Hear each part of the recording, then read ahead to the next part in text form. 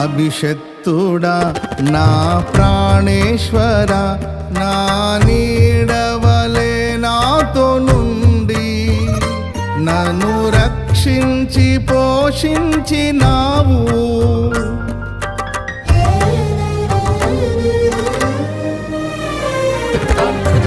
నేనెన్నడు నాకై ఆశించని నీ దీవెనలతో తృప్తి